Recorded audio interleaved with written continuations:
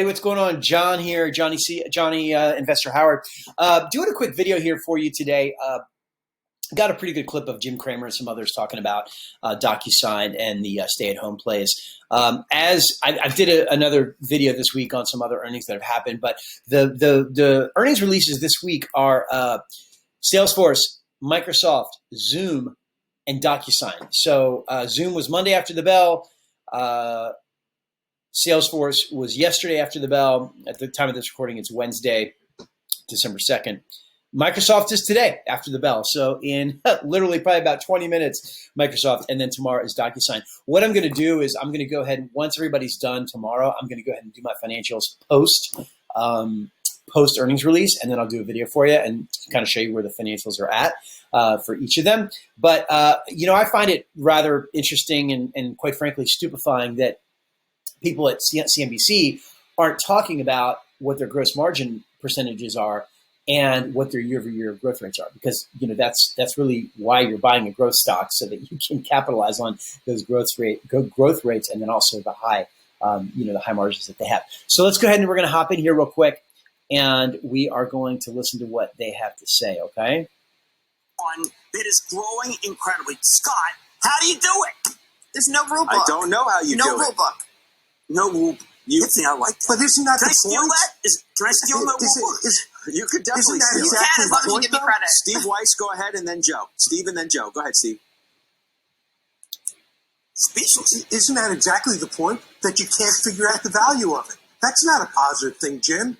That's a bad thing. And that's why when it bursts, it's going to come down hard. Docusign's ridiculous. Of course it's a COVID play. Just as Peloton is, just as Zoom is. Now, if they pull forward demand, that's going to stay with them? Yes. But in what sane universe should Docusign be valued 5 times what Adobe's valued at? No, I don't like to pay anything north of 10 times sales. I think my charitable trust just doesn't want to own. Okay, we just won't own 10 times sales, which leaves like 50 companies that we won't own. Okay, so right there, that makes a lot of sense. I mean, Jim is saying he's not going to own a company at 50 times sales or anything higher than 50 times sales, which makes a lot of sense.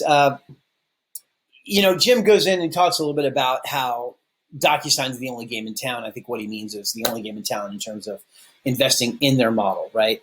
But basically, if you take a look at it, I think what's really impressive to me, and it really comes back to me not understanding why are the people at CNBC not seeing the significance of gross margin.